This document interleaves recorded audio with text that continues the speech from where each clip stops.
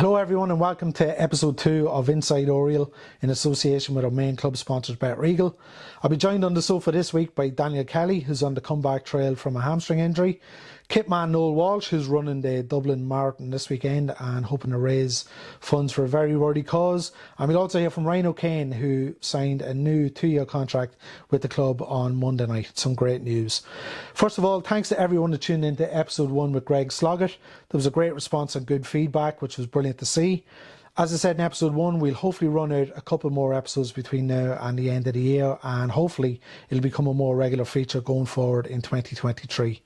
Our competition winners from episode 1 were Dermot Nugent and Rowan Johnson. Rowan, if you're watching this, can you get in touch as we have your game and signed shield? If it's still here by Friday, I'm sorry, I'm going to have to put it up for grabs, so please get in touch. As I say, Noel will join us in part 2, and he's kindly had a rummage around his kit room to see if there's any old player jerseys that we can use for a giveaway this week. But as I say, first up this week is Dickie Kelly, who's missed the last 3 months with a hamstring injury, but he's hoping to be back for pre-season in 2023 as good as ever.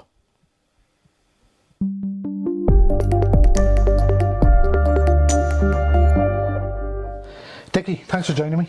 No problem at all, thanks for having me. I was going to say how's the injury, but looking at the leg there, it's probably self-explanatory. Yeah, it's actually, to be fair, I got the stitches out just there a few minutes ago. The doc came in and took them out, so the degree of the brace changes now next week, so I might be able to walk without the crutches, so all going well so far. Obviously, first week or so was tough and I was in a good bit of pain, but on the mend now. Surgery in the hamstring doesn't sound like the nicest thing in the world. Nah, it doesn't, to be fair, and I've just looked at the scar. I thought it was a small one, it's probably about that size, so no, listen, it needed to be done. My season was over anyway, so it wasn't a surprise to me that I needed to get it done, so I'm just happy to get it done, and the chances of it re-happening is very, very, very slim. Is that the thing that you can go into pre-season into 2023 without any niggling sort of doubts about the hamstring? Yeah, exactly. That's the thing, because when it happened at first, obviously I was hoping to get back, and then I had a setback again, and it's just one of those things. I was thinking to myself, if I didn't get surgery, no matter what, it was going to be in the back of my mind, as it would be with anybody. So I'm just glad to get it done now, and it's never going to, hopefully, touch wood now, impact me again. It's almost 3 months on since the Derry game where you did it first. But it wasn't actually that. The Derry game was when you were sort of coming back that you did something. Yeah, it was. So the Derry game, I think, was 12, I think it's around 12 weeks now. And I had done a lot of work to get back then in around, I think it was 8 weeks, and I was doing everything right, no problems at all. I was doing straight line running at 70-80%, it was all fine. Then I went into one of the training sessions with the lads, and the first training session was in, it just, whatever, it was nowhere near as painful as the first time round, but it was basically just a rupture, so that's why I needed to get the surgery. You've gone to the same surgeon that did Harry Kane? Harry Kane, he's only, and he's recently done, I think, tripartite and Kante. So you're in good company. I'm in good company, to be fair. So yeah, listen, the place I went to was high end as well, so I obviously want to thank Dundalk for all that, for sorting everything out for me. It came just as you're probably having one of the best seasons in a couple of years. Yeah, listen, my first year here, I obviously done well and scored a lot of goals, but I don't think I played as well as I was doing in the games and throughout 90 minutes. It was just one of those things. I was flying and I was really, really enjoying it and scoring goals and helping the team, and we were on a good run, and then just these things happen, and I feel I've gotten a little bit unlucky over the last couple of years with injuries, but I'm hoping now, please God, that they're past me now, and I can look forward to next year now. What's the plans now over the winter? You'll be in here with me now over Christmas. I will. November, December, there's no days off anyway. I'm going to be holidays now next month, but that's it. I'll be in here 4 or 5 times a week to get myself ready with a few of the other lads, and we'll be raring to go now come January. Is that the aim, is to be back for so I think when the lads, funny enough, when the lads come back in January, I think me and the lads that are injured might be a week or two ahead of them, so we'll have to slow down a small bit. Okay. So I'd say hopefully all gone well, the lads that are out now, we'll be all back in and around. I'd say I'm about a week or two behind Greg and Doyle, but I'd say start of January, if not the second week in January, I'll be back. And what, the surgery, it's nearly like a new hamstring nearly, is it? It strengthens and secures it really? Yeah, they basically, obviously, I think the tendon comes off the bone, and there was a big gap, so they sort of reattach it to the bone. Yeah, it doesn't sound nice at all. They put it back together with stitches, not now stapler stitches, normal big stitches that actually, the doctor actually said there's more chance of me pulling another part of my hamstring than actually redoing the same one. Wow. So I think there's actually a weird stat if you pull your hamstring and it's a bad enough one, say grade 3, in the first year there's a 63% chance of it happening again. Wow. So that's if you don't get surgery, obviously, which I think as I was chatting to Danny and stuff, the surgery it's not a huge amount of time difference in getting surgery and not getting surgery. The time frame coming back is 12 weeks without, and with surgery is 12 to 16, so you could be back in 12 or 14, whatever, you know. Yeah. What have you been like watching games? You've obviously been here and you've been in some of the away games. Do you find it tough watching them? It's hard, yeah, especially like when I know it's coming to the business end of the season, and obviously there's a bit more pressure on the lads, and we need to be winning games. It's hard to watch, but the lads are great lads, and they've been great to me. Even obviously the first week coming in here, it's tough, like mentally seeing the lads going out training, and I'm in a jogger here. But yeah, like I'm used to it now at this rate. But obviously we've 2 games left now, so hopefully win on Friday, and you never know. There's still a chance of us getting second, so we need to aim high, and if we get Europe, then it makes the off season even easier then as well. It was an important point against Sligo on Friday night. Could be valuable. Yeah, I said that to Wardy. I know the lads are disappointed, but as I was walking in, I said to Wardy, that could be huge for us, because I know we have a slightly better goal difference than Pat, so you never know what it could come down to. So Wardy took his goal very well, to be fair to him. He's very composed, so yeah, it's just we just need to keep going now, and hopefully we can secure Europe. You mentioned this season coming into it. It was an important season for you, and with Greg here in the first episode, for the likes of yourselves to nearly step up and sort of, you know what I mean, dominate. I think it's fair to say you've done that this year. Yeah, I think the gaffer's put a lot of trust in myself and Greg and a couple of other lads, and he told me it's nice to hear when he tells you that you can be the best winger in the league, and you've all the attributes and stuff. You just need to show up more, and I think I done that on the pitch, and I was training very well. It's probably the best I've trained and played, and since I've started playing football. So him, Padge, Dave and Burnsy have been huge to me. So he's been working on stuff that I wouldn't have worked on in previous years, and obviously playing out on the left, I think I don't mind where I play, but I think a couple of the goals suit me more coming onto me right peg and shooting rather than me left. But listen, I've done well, and the team has done very well. Obviously we had our little rocky patch, but we're on the back of that now, and we'll just need to keep going now. Yeah. Say on the left, Ryan O'Kane, who'll be joining us later on. Yeah. It's the way football is. Somebody gets an injury and it's a chance for somebody to come in, sign a new 2-year contract. He's done brilliant, hasn't he? Unbelievable. He's a great kid, and I don't think a lot of people see the stuff the work he puts in. He obviously, as the gaffer said, I don't think the gaffer was like he wouldn't have dreamed that Ryan O'Kane would have been on this year, because he's so young. Do you know what I mean? He's so young and he's so a lot to learn. But I was coming in here to sign back last year. The only person that was in here was Ryan O'Kane doing extra work. He does extra work in the gym. Everything is about football, and he's mad on football. And I don't think the fans actually see that type of stuff. Obviously, they see him on Friday, and they're like, "Jeez, he's unbelievable." But the work that he puts in off the pitch is huge, and he's a credit to himself and his family. And I'm delighted, because obviously there's not a lot of Dundalk true and true lads that get a chance to play in their town club, and he's one of them. And I know a few of his mates do be in the shed and stuff, giving it socks. So it's great to see, and it's actually good, because he's such a great little kid. I'm calling him a kid as if I'm 40 now, but he's so young and he's improved so much. But like, I've no doubt in my mind that he's going to go to the top, and I know that teams looking in when we're playing on Friday. I know that they're going to be looking that he's the target man. They need to stop him, which is huge for someone so young to be playing so well. It's great to see. Yeah. Where are you heading on holidays? I'm going to Zanzibar. I was actually telling everyone it was in Asia, but it's actually Africa. So I'm looking forward to 12 nights. So we're going on the 18th and back the 1st of December. So that'll be me old break. That's it. But Danny's not happy with me, but he can wait. I had that booked already. So God loves Zanzibar. Yeah, I know. How's FIFA? How's the FIFA going? Good. Yeah. I got in contact with your one for the FIFA Ultimate Team card. They don't do it anymore. They're not doing it now. They only do it if you're sponsored by EA Sports. So that's unfortunate. But no, listen, very good. Anybody from EA is watching. There's a man here looking for the sponsors. No, it's been good. The lads are obviously flat out on it, and obviously I haven't been able to move, so I think I've played sort of 7 or 8 hours a day. Isn't great, but no, it's good. Good stuff. Listen, good to see you. Thank you, Gav. And I'll be seeing you over the winter. You're going. You will. No off season this year. Hopefully we'll see you back in January. Yeah, 100%. please God. Yeah, I'll go well, please God. Good stuff, Dickie. Thank you, Gav. Thanks a lot.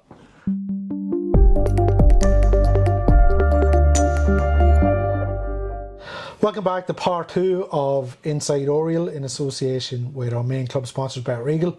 Delighted to see him joined on the sofa by our kitman Noel Walsh. He's always in this sofa, but we're actually doing some official work today. Noel, thanks for joining me. Thank you for having me. You're doing the marathon at the weekend, the Dublin Marathon at the weekend, and as I said, you're hoping to raise some funds for a worthy cause, but we'll talk about that in a few minutes. But as I said to you this morning, you're coming to the end of your 11th season at the club. That's hard to believe. Yeah, 11 seasons at the club. Sean McCaffrey brought me in 2012, and it was strange and a struggle of a season. Yeah. On the pitch and off the pitch, financial, but at the time I knew no different, and I thought it was the way every club was run at the time. But over the years, I learned a lot on how to run a club successfully since then. It probably wasn't a great example how to run a club in 2012. No, but like, we had no money, but there was great people involved, and it was good to be involved with the team and the club at that time. Yeah. You mentioned Sean, obviously sadly passed on. How did it come about that you came here? I would have known. I started off, founded a wee club over near Slane called Rossin Rovers, 1984, and I started doing, in the 90s, I started doing coaching courses, and Sean and our great Dundalk man was the two men that delivered the course at the time, Sean McCaffrey and Tommy McConville. Yeah. And Sean, we kept in contact, and he advised me how to get on in football and do courses and stuff, and over the years we became good friends. And then when I was kitman for Sean with the Irish under-18s when he was an underage international manager, and then when he came here he gave me a call and asked me to come, so I came in just volunteering, just for match nights basically at the start. That's how it started off. Part of the furniture now. Yeah. It's hard to believe John Mountney's still here from that yes, year. John Mountney was one of the first men I met when I came that first season. And Dermot O'Neill was here. Dermot was, He's back this year, right? Dermot was here for 6 months of that season, I think, and he's like a yo-yo. He can bounce back in again now. You can't get rid of him. Can't get rid of him. I'm sure you've been asked millions of times over that 10 years, 11 seasons, what's been your favourite kit? Favourite kit, I think, is Andy's wife Alison, I think, was main person behind design. It's the white one with the stripes down on the left hand side. The 2016 thing, European one. Yeah. That's your favourite? That's my favourite kit. Now, white isn't a great colours to be washing after above and thin halves, and it's actually washed at home because the rubber actually stains the jersey. It's harder to get out. If you wash fresh muck, it comes out fairly easily, but the rubber is a lot harder to get out of the jerseys. But that would have been my favourite one. You can't change the club colours on. What's been your worst kit? Which kit do you not like? Did you ever see us going out and you're thinking, I don't like this kit? Not really, not liking the kit. It'd be more practical, and the reason the black and gold one with the buttons, because when I wash the jerseys, I put them let them dry natural, put them all in wire hangers, because the wire hangers take up less room but it keeps them in shape, and with the buttons on them you need to button them to keep them in shape. But then the players then, particularly the lads that's coming on, has the jersey with him, and he's coming on, adrenaline is flowing, and he puts his head straight through the jersey without opening the buttons. And one great instance of that was, I won't say who the player was, it was out in Russia. We played in the black and gold kit, and referee gave us the call to go out onto the pitch, and one lad in the starting 11 said to me, "Hey Noel, have you none of jersey?" And I said, "No, why, what's wrong? Is it ripped?" "No, there's a button missing." And it was playing on his head. So, like, that's important when they're going out, that there's not anything. The only thing that should be in them heads is that they're going out to win this match. So one of our most iconic and probably most loved kits, you didn't like it because it was just it was a nightmare to deal with. Yeah. I remember you told me as well, the gold shorts we wore against FH. Yes. Mr. Kenny didn't like them. No, he didn't like them. And probably the most famous kit is the one we wore in Hadji Split. Yeah. And yellow, blue, black, and blue socks. Some combination. Yes. Some combination. But we had some performance that night in them. I think we should have more often. It's probably a good job we didn't. That crowd, we wouldn't have got out of there alive, I don't think. We've seen a lot of players over the years. Now you don't have to name name names. What's the strangest request? You're on about the buttons there on one of the jerseys. What's some of the strangest ones you've heard? I'm sure there's a couple. There's a few strange. Yeah, there's one lad he'd always wear his rain jacket out before the match, pre-match warm-up, middle of the summer. He'd still have to wear it out, and I'd often watched him. He'd wear it out the tunnel, and then he'd take it off him straight away. But it was that, and then there's other lads that always want to be last out of the pitch, you know. Little superstitions. A lot of superstitions on lads, yeah. You probably get them. You probably get the superstitions more than anybody. Yes, yeah. There's a lot of them about lads like never want to wear new socks. They want the old socks. And there's other lads that always want new socks. So it works vice versa. New socks for every game. Yeah. Oh, they're the divas, are they? They're the divas in the squad. But some of them don't want it. Yeah, They do the job on the pitch. You do. If you had to name one player, and I'm going to put you on the spot now, over the years, who was your favourite? Now, none of the current squad. You No, just you said that one name struck my head straight away. Darryl Horgan. Yeah, I think so. Yeah. Super player. Yeah, super player, It yeah. was a dream. And in fairness, when Richie was here, he was some player for us on the pitch. I don't think that's going to go down too well, Noel. He was, in fairness, he was. Now, you mentioned the marathon. Yeah. Prep all done, ready to go? Ready to go. You just said at the introduction there that I'd be sitting on this sofa a few times during the week. Next week I could be on it a lot. If I make it back to the sofa. You've run it before? Yes, this would be my third. My first one was in 1990.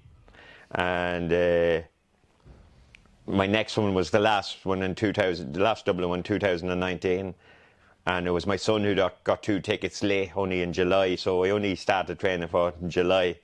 And I was hoping to do under 4. I did a 4:03, and that's the reason I'm going back to try to beat the 4. So hopefully this is my last one. July 2019, before the world and before the club went crazy for a couple of years.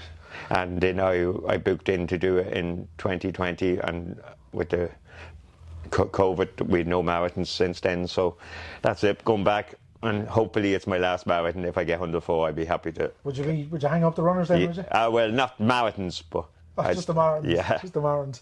As we say, you're trying to raise funds for a very worthy cause. As you know, we set up the Harry Taft Mental Health and Wellbeing Programme. I think it was last month. You've set up a GoFundMe page. Yeah, with the help of Shane Taft, Harry's son. Look. The last time in 2019, I did it for Temple Street, and it was good cause. But this time I said I'd do someone different, and I only made up my mind a few weeks ago, because you're not sure will you get to the starting line, because it's a challenge getting to the starting line, because you're putting in big mileage. And I was going out about a month ago to do 32k. And I was just thinking to myself, I'll probably be doing the marathon now. I'll do it for some charity. And I said, I'll go into Draw the later and do it for Gary Kelly. And the next thing in my head, this little voice said, why not do it for me, Harry? And it was a no-brainer. That's how I came about to do it for Harry. And the funny thing about it is, in 2019 when I did it, Harry was tracking me, but there was actually 3 Noel Walshes in the race, and there was one lad faster than me, 50 minutes I think faster than me, and Harry was texting everyone, oh, he's finished. And we had a good laugh over that. And I know when I'm struggling on Sunday, the last 10k or so, I know Harry in my head pushing me on. And Harry was a great help to me. When I came here, my son Dara was only 9 years of age, and he went to every match. And Dara, Harry would look after him, bring him up in the gantry and minded him. And he was like a father figure. He's a great man for the club, and to all the players that came to the club over the years. Some people wouldn't see it, but Harry, new lad, came to the club maybe from a different country or from down the country, and Harry had made sure they settled into Dundalk and looked after them. And it's important to always remember. And I'll always remember Harry. I always have his T-shirt in the car. I was going to say that. I think if anybody's seen when we were in the Europa League in 2020, his T-shirt was in the dugout and one of the seats, and you bring it to all the away games. We brought it, and I always have his T-shirt, one of his T-shirts, that one sitting in the dugout, and to get in, where was that? Was in Russia, or in Russia, I think it was the one with the blue seats in the background. That was we have that picture Bratislava, yeah, 2019. Yeah, that picture, and there was T-shirts with that on it, and I have a few of them. I always keep one of them in the van. He'd be always close to me. So there's been a great response. Very good response. I think there's up on 1,700 or something on the GoFundMe, and then there was a bucket collection, and there's a good luck collect, and I'm not sure how much and there's other people looking after that end of it, because I'm just focused on getting to the starting line and then getting to the most important line, the finishing line. Are you hoping for a time? Hoping to do 100, as I said, under 4 hours. Yeah. You'd be happy.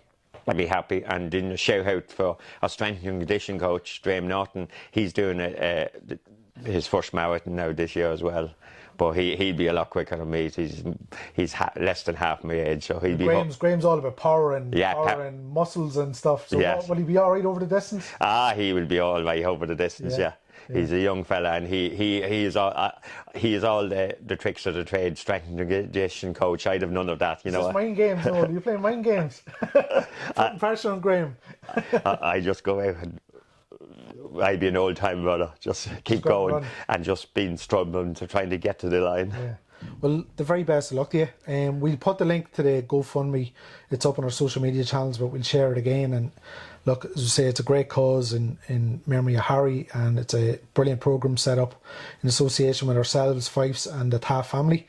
Now, before you go, you've had a dig around your kit room. Oh yeah, I'm just trying to sort out the kit room. The mess that is your kit room. Yeah, it's not as pretty as this office. Tried to get it sorted for next season, and I came up, found a few jerseys here. Players' jerseys, and Sam Stanton. Yeah. Good lad. And who else have we got? No, number one.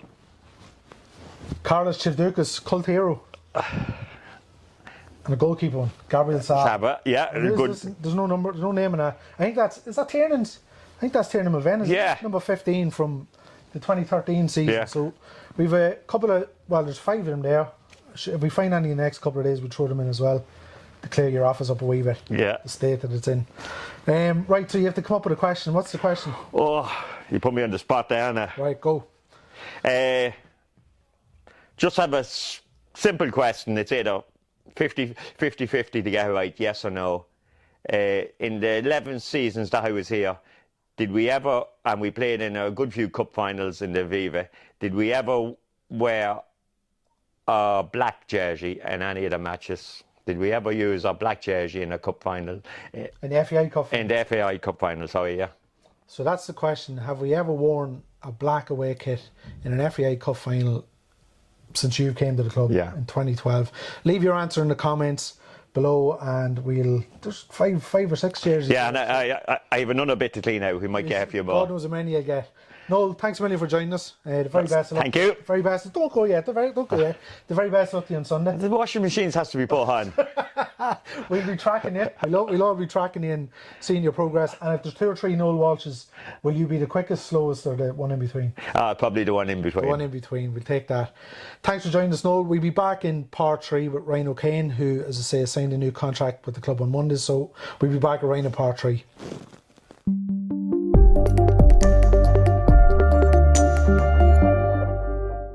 Okay, welcome back to part 3 of this episode of Inside Oriel in association with our main club sponsors, BetRegal. Delighted to say for part 3, I'm joined by the man of the moment, Ryan O'Kane.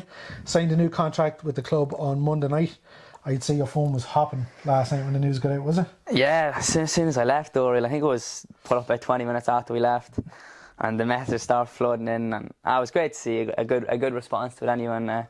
The comments under the post were very positive, so yeah, happy with that. Yeah, great day. Get it done and dusted before the end of the season, I'm sure. Yeah, we were talking about it about 3 weeks ago. Liam came to me and said, look, the club want to offer you a new deal. And when you hear that, like, obviously, after a real positive last few months, it's just kind of that icing on the cake. Like. Yeah.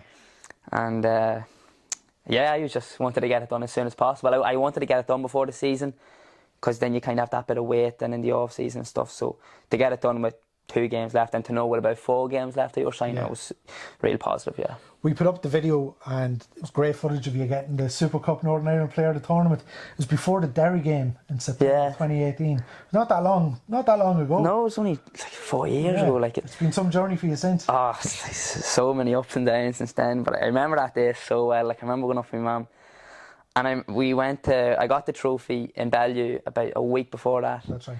And I remember everyone saying, "Oh, you'll have to go up to Oriel and walk out with the trophy." And I was a bit, oh jeez, I don't want to walk out in front of that much people. Like, but it was a unbelievable day. Like something I'll remember for the rest of my life. And I remember going up with my mum, and I was so nervous to walk out. And we went up to the boardroom, and Stephen came in and shook my hand, and I was talking there for a while. I was talking to loads of people, and then when out at half time, Martin took me out, and Dull and Dave, you were there. Chopper wasn't there, but Dull and Dave, you were there. And we went out with the trophy, and it was unbelievable. I remember walking over to the shed, lifting the trophy up, and the trophy was the same size as me, like. And yeah, got a great applause. What a great moment. You were with Blurgan United at that stage, weren't you? Blurgan, yeah, I was with Blurgan. I just came back from Dublin, and Dublin was real good to give you great insight to a different side of football. Yeah. Obviously, it's from the schoolboys league, and I came back and went to Blurgan, and Sean and Richie were there. And I was there, I think I joined under 13s, and I was there for 3 years, and very successful with the lads. They were brilliant for me and my development, like. And yeah, then went to the Milk Cup after that, and yeah, kind of just took it off from then. Stevie, in the press release, Stevie said you're a great example for the kids coming through the schoolboys league now, because they've seen you sort of go through that route, playing with the local clubs, playing with the Milk Cup, Kennedy Cup, come to the academy. I know you're with Warrenpoint and Cliftonville as well up north, but you're an example of what for local players in town what you can achieve. Yeah, definitely. Like schoolboys is a great route because you have so much opportunities. Obviously, the Kennedy Cup as well. It's a massive opportunity. If all the best players in Ireland playing in one tournament, and I really enjoyed that. Sweets managing, and it was a great tournament. Like we done really well. And then the Milk Cup the following year. Obviously, you have teams from all over. We had a team from Chile in our group. We played Leeds and bet them 3-2, and that's not a great insight. Obviously, you get to see players from all around the world and see what different teams and different setup in football and stuff. And then I went up north to Warrenpoint, and Stevie Mack was up there. And then I had different coaches like Jim Conroy and Drew, and they followed my development. They were brilliant with me, and obviously playing up the north as well, a real competitive league because you have the 20s and the 18s up there, and it's very well set up. And then came back then to Dundalk last year. Yeah, January 2021. Yeah. Seems like a million years ago, doesn't it? Seems like ages ago. Yeah. What was it like? Obviously, we mentioned that game in 2018. So you're going onto the pitch with a player of the tournament, and you're watching players like McElhenney, Duffy, Gartland, Hoban, Boyle. Yeah. Then all of a sudden, Chris Shields. Then all of a sudden, you're in the dressing room with them. I know. What was that like last year? I remember it well. Stevie Mack texted my dad because my phone was dead or something. So he texted my dad, and I already signed for the 19s. So there was no real talk of senior team, and they were kind of coming back that week. And the 19s went back for a few weeks after that. So I remember my dad just coming in and saying, "Look, you've been asked to go up and train with the senior team." Yeah. And as soon as I heard that, I was like, "Oh, geez, I'm not ready for that." Like, it was going to be the first day of pre-season. Like, how hard will that be and stuff? And like, obviously watching through the Europa League a few months before, these boys are going to be serious. Like, so my mum took me in, she drove me in, and I remember all the players, like I was thinking, get in nice and early, kind of go into the dressing room, everyone will walk in, introduce myself. And I remember driving up, and everyone's just standing at the entrance. And I get out the car, and I was like, "Right, see you later." I'm like, "Right, cheers, yeah." So I get out the car, and Shieldsy and a few of the boys are walking in, and Stevie Mack's there. And Stevie was brilliant. He was brilliant at settling me in and stuff. And he introduced me to Shieldsy, and I went in with the lads then into the dressing room. And there wasn't enough seats in the dressing room, so I had to have a wee stool in the middle. All right, okay. So everyone's kind of just staring at you in the middle. And kind of when I train, and then like the stuff I didn't do before, like prehab and stuff, you're kind of an introduction to a lot of new things. And we went out training, and I remember we were doing a 7-a-side in a small wee area, and I got the ball torn, and he's like, "Right, I can show a bit of me stuff here." Next of all, Sonny Nattestad just came in, bang, Little and large. absolutely took me out of it. And I honestly went back about 10 yards, and everyone's like, Ryan, you alright? I was some bits, but I was like, yeah, I'm grand. So yeah, I got back up, and there he is in the mug there, just watch that. Right? and first day went really well. I was introduced to Filippo and Shane and Giuseppe, and it was a great first day. And then the second day kind of really kicked off. Then we went into an 11v11 sort of, and I scored 2. And I was kind of just expressing myself, thought, look, if I'm not going to be here for long, I'm going to go back with the 19s, may as well kind of just give it the best shot and express myself. And that's what I done. And then Filippo took me aside with Stevie and Giuseppe and was kind of saying, look, we really like what you're doing, keep doing that, and you're going to be training with us for next week. And obviously I was buzzing with that, and I just kept sort of impressing. And I think it was about 2-3 weeks into pre-season, then Stevie rang me and said, look, we want to offer you a pro deal. And when I heard that, I was in shock. Like, I was like, no way that's after happening. So yeah, I kind of took off from there then, and then straight into the Bows friendly. The Bows friendly, and then you started against Rovers up in Tala, the league up in Tala, which again with COVID and everything, it's hard to sort of remember that. But looking back on that, how did you find that? Was it a bit too soon? Was it a bit daunting going into that sort of? Yeah, you could say that. Like, I came on against, obviously pre-season went very well, the 2 friendlies, and like I still didn't even before I joined back, I hadn't played a full match in nearly 6 months, I'd say, because I was training with Warren Point's first team, and then I was up at Cliftonville, and then COVID and stuff, so I wasn't playing. And then obviously we didn't get a full pre-season. I played 70 minutes against Bows, 45 against Drogheda, and then straight into a season like that. You're not getting much game time, and like even noticing since I've come in the last few months, like match fitness is really important, like sharpness and stuff, and to get up with the speed of the play. And I came on against Finn Harps, and in that game we were kind of dominating and playing an own half, so we weren't doing that much running or stuff. It was kind of just staying out wide, getting on the ball. And that match did go really well. Personally, obviously we lost the game, but Filippo and all were very happy. And then I kind of knew I was starting the game against Rovers. We were doing a lot of shape work, and I was on the right. And I played in the left against Finn Harps, and that's where I played all pre-season. I was very comfortable on the right.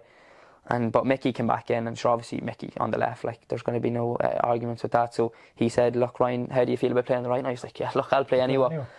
And yeah, he came to me on that Thursday, and then I kind of knew, and then he named the team on the Friday when we were in the hotel. And I was really nervous, and I was thinking, geez, like going up against Rovers after winning the league and stuff, they're a very strong team. And I remember my dad saying, look, just go out, enjoy it, there's going to be no fans there, it'd be a bit like a friendly, you've done really well and stuff. So I kind of took that in, and I think it was they played 3 at the back, so it was Liam Scales marking me, and obviously he was one of the best players in the league, got a move to Celtic soon after that. And they had 2 sort of, because Sean Cavan was playing left wing back, so they kind of doubled up sort of, and it was tough obviously. And first half I went in at half time, I thought, alright, didn't do too bad, and then obviously Filippo took me off, and then that was obviously wasn't great for the confidence, and I did feel a bit down after that. But he came to me in training the next week and was saying, look, it's not because you were doing bad, Ren, it's just we wanted to mix it up. So I was happy enough with that. Like, great experience obviously, like playing in Tala, and like she told me that 6 months ago, not playing football, I was like, it would have been shocked. Like, so look, it was a great first insight obviously to the top end of the football in the country, and great experience, I suppose. I spoke to you before about last year, and obviously so many different people in charge, a lot of upheaval, a lot of comings and goings. What did you say at the end of last season? What targets did you set yourself going into pre-season? Because Stephen's mentioned as well, and I remember the day he came back to Oriel, you were out in the pitch doing sort of work during the off season yourself. So at the end of last season, did you say to yourself, right, these are the things I want to improve on, these are the things I need to work on over the winter to put myself into a good position going into 2022? Yeah, I think like the Derry game, the last game last season, I came on and I thought I done well, and then I just said to myself, like, if you really want to have a good go at this, like, you just have to work as hard as I can, because physically, like technically and stuff, and I felt I was grand, but like there was way more to the game I could improve on physically, my speed and stuff. So I just said to myself, look, I'm going to give it the best shot I can. So I think like a few days after that Derry game, I just went straight into the gym and started pelting the gym out, and I was out in the pitch, and I got one of my good mates, and he's a goalkeeper. I got him in and just started smashing shots at him, cutting in and stuff. And just was constantly in Oriel. Mum dropped me in before work every morning, 9 o'clock, texting Burns every morning. Burns, is the club open? Probably fed off me every morning asking him. And I was in with Fred Cooney as well. I got sorted with Fred, and Fred was brilliant. He was completely changed my outlook on the gym, because normally with the gym you kind of go in, take a bit of rest between reps and stuff, and think you're doing well. But when you went in with him, like, it was completely different. Like, no rest in between, just constantly going at it. And physically I felt I got much stronger, and then I was constantly out working on my speed. I had a speed program in the gym as well, and like nearly every day for weeks on end I was flat out with that. And I came back in the pre-season, I felt really sharp. And then like I came in the pre-season, and first game I done well against Cove, and then we played Waterford, and there was stuff I just hadn't had to my game yet, like off ball movements and stuff and different stuff like that, and really analysing the game as a winger. And I never really had that when I was growing up playing. Never really kind of just touchline winger, get it, run at the fullback. But when the gaffer and Padge came in, and Dave and stuff, and started working on different parts of my game and show me videos and staying out with me, and like it completely changed it. And if you have to look at me from the start of the year and now, just kind of thinking about the game, and not just going out and thinking, right, get the ball. And it's changed an awful lot. You've mentioned that before, game intelligence, and sort of game awareness and stuff, that you've really, as you say, that's something that you've really added now over the season. Yeah, like Padge really got on to me, like saying like, this is like, if you can add this to your game, like it will make such an improvement. And if you watch all the best footballers in the world, like I'd look up to players like Vinicius Junior and Hazard and stuff, and when you're kind of young, you kind of only focus what to do on the ball and their dribbling and stuff and their goals, but you never really analyse their off the ball stuff and stuff that doesn't make the highlights. Yeah, stuff that doesn't make the highlights is right. And like I got that. I got a good app, and it kind of shows like players off ball movements, and just looking at clips on YouTube and stuff. And Dave and Padge were brilliant for sending me stuff, and the gaffer as well, just doing stuff after and showing like where the fullback is. You kind of take your movement off him and our striker and stuff. So like that's a massive part of the game. And I suppose like if I was younger and I had tuck that in, like it would have made such a difference. So like I think if you can get that in football, like it makes such a massive difference. You've still had to bide your time. Sub appearances, but come August, and we Dickie on earlier on, I suppose it's the nature of football. When somebody gets injured, it opens the door, and you've come in since then, and you've really grasped the opportunity. Yeah, like obviously I wasn't getting it at the start of the year, but like sure, Dickie was unbelievable. He's one of the best wingers in the league, and he is one of the best wingers in the league, but he's injured at the moment. And look, I was biding my time. I was going out with the 19s. I was training well, and I still hadn't really got that match fitness from last season, because I was obviously, I think it was 13 games in a row on the bench without getting on. So, and I wasn't really playing with the 19s because the 19 season was kind of finished early last season. So I went in with the 19s this year and kind of just treat it like any other game, I suppose. Just kind of got that confidence back in myself, and started really enjoying it again. And training was going brilliant. Like the training sessions were top class, and it was real. You were getting loads of fitness work and knowledge of the game in as well. And obviously long for the game, I come on at half time. I kind of knew, right, now's your chance to kind of take it. And I come on, done well in that game. And then the Derry game where Dickie unfortunately got injured, I kind of just took the chance then. The gaffer sent me to warm up, and just took it from there, and just said, look, this is it now. If you want to stick at this and play at this level, this is where you have to go. So just took it from there. 2 games to go. Do you want the season to end now, or would you prefer if it went on for another 2 or 3 months? Oh well, look, it's been an absolute roller coaster of a season, I suppose, for myself and the team. But like these 2 games are going to be absolutely massive, and look, I'm absolutely buzzing for them. Like this, which like Friday nights, I suppose. I'm just looking forward to it, and like the shed and the stand's going to be hopping as well, because it's obviously last home game, and for such an important game, obviously the race for Europe. But look, it's all down to us, I suppose, and how well we can play. And like Friday, I thought we played very well at times, and we were kind of unfortunate, obviously, with the goals and stuff. Like they had 3 shots on target, 3 goals. Like you're going to get games like that. But Friday's down to us, and I suppose the following Sunday as well, Derry, like 2 massive games. There was probably a feeling of disappointment on Friday against Sligo because we only drew the game, but that said at the decade, that point could be really, really priceless come Yeah. the season. Yeah, like any points are massive in this league. Obviously, Pat's lost and we're 2 clear. And when you kind of hear 2 clear, you're not thinking, oh, it's massive. But like there's draws as well in the game, and anything can happen as well. It could go down to the wire as well last day, and that point could come in handy. But sure, look, we want to kind of go out and win every game, I suppose, 3 points. And these last 2 games, we're going to be going for the 3 points. So hopefully the 2 points won't have to come into place then, or the point, as you say. So yeah, hopefully we finish with a comfortable margin. It'd be nice to finish off a really good season here at Oriel with a win on Friday night and sign off for the year, wouldn't it? Oh, definitely. Like it's been like a fortress this season. Like we've lost 1 game, and like it wasn't a game where you kind of thought you were going to lose. Like it wasn't. Like it was heartbreaking. Like last kick of the game and stuff. So yeah, like it's been brilliant at Oriel this season, and to carry it in now, last game at home this season with a win, it'd be brilliant. Brilliant way to sign it off. It sure would. Listen, thanks for joining me. No bother, Gav. Great Thanks news, for having me. great reaction, and it's brilliant to have you here for another couple of years. Yeah, absolutely looking forward to it. Yeah. Ryan was one of our local heroes, and this was one of the local heroes of all time, the great Tommy McConville. It's hard to believe it's 9 years ago since he passed on.